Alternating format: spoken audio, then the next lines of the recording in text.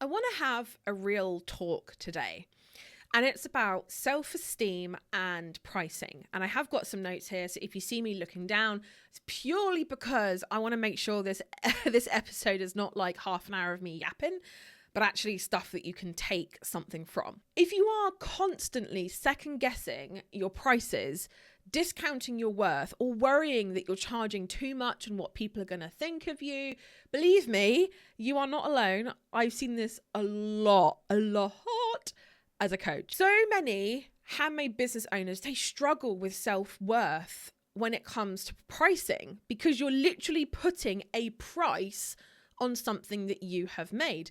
You're not just selling a mug, a candle, necklace, earrings. You're putting a piece of yourself out there for people to judge, and that's hard. That's hard going. And when a buyer questions the price, it feels like they are questioning you, and that is a little bit crazy. And I don't think we give it enough of like oh wow, that's a really heavy thing. And we just kind of like expect ourselves to be able to sort of figure it out. Here's the thing though, pricing isn't about proving your worth as a person. It's about building a sustainable business that allows you to keep creating. So it's almost like I want you to think of it as it's your responsibility and your job to charge your worth so that you can stay in business, so that you can serve more people. You're not like, oh, please buy these pair of earrings, please, please, please. Like, no, like you are bringing creative things to the world. You're doing a service for others. So the only way you can continue to do that is if you're pricing your worth, you're charging your worth. By the end of this, I want you to feel clearer, stronger, and more grounded in what you're charging, and maybe even empower a few of you to increase your pricing if you know deep down, like really, really deep down, that you're not really charging what you should be.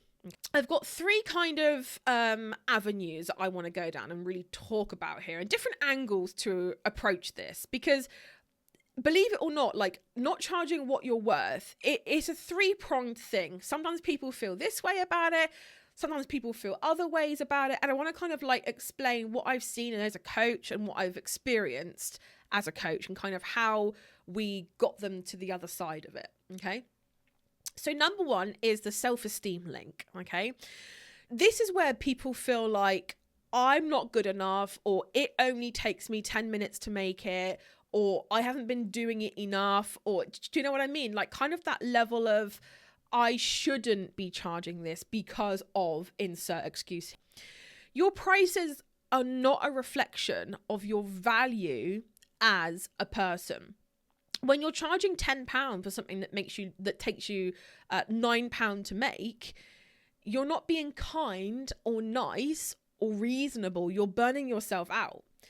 And I feel like this is definitely something that I do see. A lot of those who put their own needs aside for others, but they do it excessively. They do it all the time. Their entire day is spent putting their own needs aside. I'm talking like, hey, you've been busy making cakes for the bake sale. You didn't realize that it's like 3 p.m. and you haven't eaten yet. Or maybe like you need to pee, but oh my God, you don't want to leave the Zoom call because God forbid your boss gets mad at you and says you need to sit your butt down, and no, you know. So if you're constantly undercharging, your business becomes this stressful hamster wheel where you never feel caught up. You never feel like you're there. And I feel like that feeds the cycle of low confidence. It's kind of like this endless thing where you're like, oh, my business is failing. I'm not charging enough. I must not be good enough. I can't raise my prices. And the cycle begins again. It's just this endless thing. So I want you to reframe that, and reframe it as charging your worth isn't selfish. It's self-respect. It's saying my time, energy, and creativity, they matter. Okay. And I really do not want you to, and I do see this happen a lot with those who say, I'm affordable because I want to be affordable. Now, there's a difference between serving a vast target audience that values price which to be honest is very rare. Like, I am going to be honest and real with you. That is very rare that is in fact your USP. So if you're saying that, I as your coach, I would heavily question that. But even if you're like, no, like I feel like I'm charging that because I want to be affordable. Are you sure that is not hiding deep down this thing of, I want to be liked? A people pleaser, if you will. Now, I can say that as a recovering people pleaser because that was me for a long time. A long time. I was like, no, like, I don't want to be this like selfish, insert expletive here, that wants to charge $1 gazillion for this coaching package. I don't do that now, by the way, but it's only because that was an empowered choice. Before, it was I don't want people to judge me. Please like me. Please love me. Like, oh, I'm not this horrible person. The fact of it is that, like, and I don't know whether this is reassuring for some people or not, but you're going to be judged. Whether you like it or not, whether you have a business or not, you are going to be judged. And you know what? Maybe 50% of those who judge you won't like you. But that's fine, because they wouldn't like you no matter what you did. So really, that's quite freeing, because you're like, well, all right, if there's nothing I can do to make those 50% like me, then I can't be bothered. So I don't know whether that helps, but it's just a thing I've learned.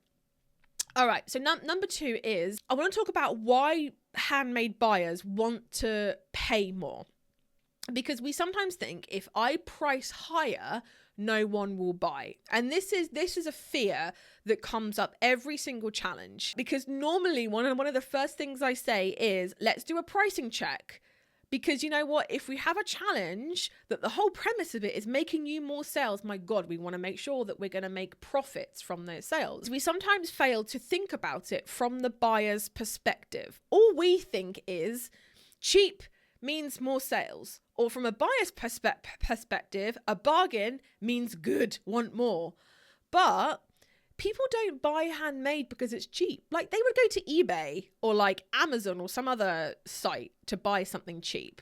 Let's be honest, They buy because it's meaningful, because it's special, because it's crafted with care. That's why they buy, which is why I always say to you guys that handmade businesses should never compete on price, because that is a slippery slope to you not being around in a year's time, your business not being in business in a year's time, because it's a slippery slope to like the bottom where you end up not making any money at all. And if your prices are too low, buyers actually start to question the quality. They question you and they say like, why is it so cheap? Oh, it obviously means it's like mass produced crap. Like, will it ever last? And that's what people are doing. Like, okay, if you saw like the brand new iPhone, and I always use this example because I know full well, like we all know what the newest iPhone is and how much it is. But if you saw it for half the price as it was in like the Apple store, like brand new iPhone, you'd start to be like, okay, no, like scam alert, no, fraud, no, avoid, So imagine you have 2 candles. One is £7, one is £22. Which one feels like the special gift? Which one feels like it belongs in a thoughtfully wrapped Christmas hamper? Higher pricing positions you where your ideal customers already expects you to be. Let me say that again. Higher pricing positions you where your ideal customers already expect you to be. All right. And with that, we're going to move on to number 3. This is where the emotional blocks come up. And this is where it gets real. Because most underpricing, it does come from 3 mindset traps. And that is, number 1, the fear of rejection. If I charge more, people won't buy. Okay. Number 2 is a comparison one. And that is, that seller charges less, so I need to too. Or number 3, guilt. It only took me 2 hours to make. How can I charge £40 for this? So a coaching reframe for you, if you are feeling one of these three things, is pricing isn't about hours worked. It's about the value of the end result to that person, to that ideal target. A 2-hour necklace might represent 5 years of skills, tools, knowledge, trial and error to get there. There's a story which I'm probably going to butcher because I'm not the best at remembering anecdotes and stories, but I'm going to tell it anyway. And it's about Picasso, right? And there was a woman that asked him, that was like, oh my God, Picasso, wow, oh, I'm such a huge fan. Can you sketch something on this napkin? So he did. It took him approximately a minute to do, and he was like, da, da, da, da, da. He had his pen on him. He was like, okay, kind. Da, da, da, da. He handed her the napkin and said, that'll be $30,000, please. And she was like, but Picasso, it only took you a minute to do. And he's like, no, it took me 30 years to do. And that's a lesson of, it's not the time that you're seeing it being done. It's the amount of effort and knowledge and, like I said, trial and error that it took to get to that point. So I want to kind of add like an extra little one here, which is talking all about what happens when you charge. Because when you charge the right price and you charge fairly, aka you make a profit and everyone's happy, you attract buyers who respect you and your work, which means no back and forth about, oh, can you do it for this price? Or will you, make the sale longer or more or whatever, who haggle with you. You create financial breathing room for you, which means you get to be more creative because you're not stressed. And number 3, you actually enjoy making again because it feels sustainable. It doesn't feel like you're fighting for your life, just trying to stay in business. It's not about money. It's about self-esteem, really. And charging properly means that you believe in your own work. So I want to do 2 comparative characters now. So I want to talk about Sam. So Sam underprices because she wants to be affordable. She sells a few items here and there, but she's exhausted and a little bit resentful of the whole endeavor, whole business thing. Every time she sees someone else doing better, her self-esteem drops further. Now, Lydia, on the other hand, she charges more. Straight up, she charges more, but she charges fairly.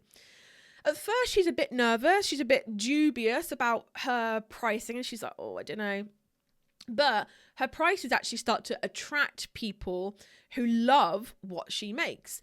She respects her boundaries, and her clients do the same thing for her. Not only that, her target audience actually thank her for her craft.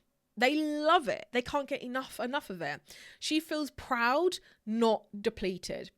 So your homework is, I want you to journal/sit with this question. And that is, if you knew there were buyers out there ready to pay, what would you really want to charge for your products? Okay. Write it down. Say it out loud. Notice how you feel. That number is often, to be honest, closer to what you should be charging than the one that you might be currently listed at. Okay. If this one hit home for you today, know this: you are not too expensive.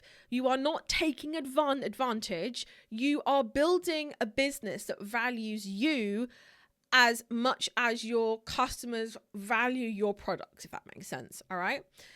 And I really feel strongly about this. And like I said, every time we do a challenge or something, this is something that comes up all the time.